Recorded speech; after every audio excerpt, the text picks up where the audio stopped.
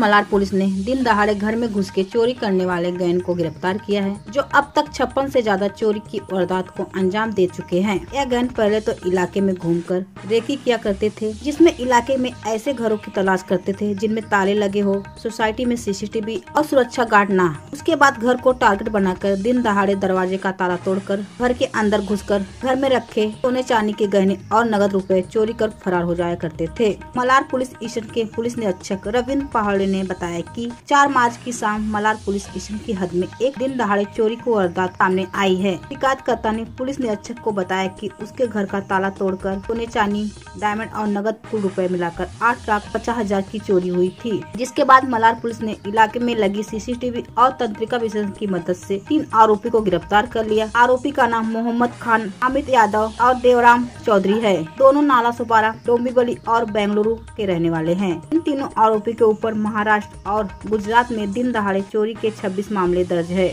Malhar police ने आरोपियों के pass से 8 तोले सोने और नगद बरामद किया गया। आरोपी इतने शातिर है कि चोरी करने से पहले सोसाइटी में रेकी करते और चोरी की वारदात को अंजाम देते। मलार पुलिस आरोपियों से यह जांच कर रही है कि इनके गैंग में कितने लोग शामिल है और मुंबई में कहां-कहां चोरी की वारदात को अंजाम दिया।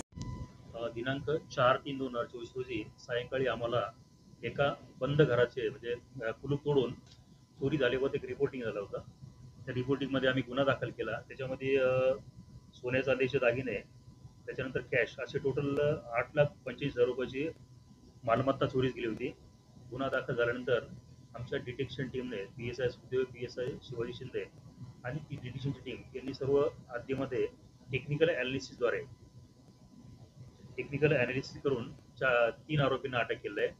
त्या आरोपीचं नाव आहे, एक आहे मोहम्मद शावेज खान, तो राहणार नाला सोपारा, दुसरा अमित राजेंद्र यादव, डोंबिवली ठाणे, तिसरा आहे देवराम तुकाराम चौधरी, तो पण डोंबिवलीला आहे पण तो मूळचा रहिवासी बेंगलोरचा आहे। या 3 आरोपींना अटक केलं आहे।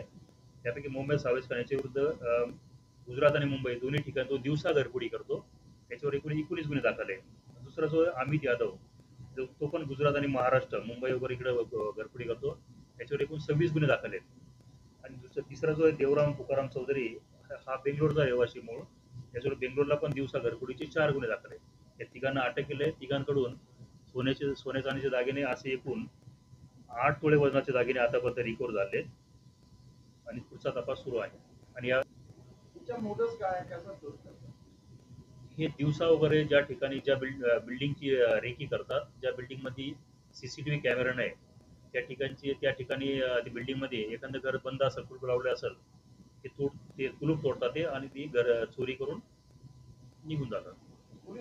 नागरिकांनी आपापल्या बिल्डिंगमध्ये CCTV कॅमेरे लावणे आवश्यक आहे, वॉचमन ठेवणे आवश्यक आहे आणि ज्यावेळेस आपण बाहेरगावी जातो कुलूप लावून, तर शेजाऱ्यांना थोडी माहिती द्यायला पाहिजे, जेणेकरून काही आवाज। Hey there. Subscribe to my channel. And also press this bell icon so you never miss any new updates.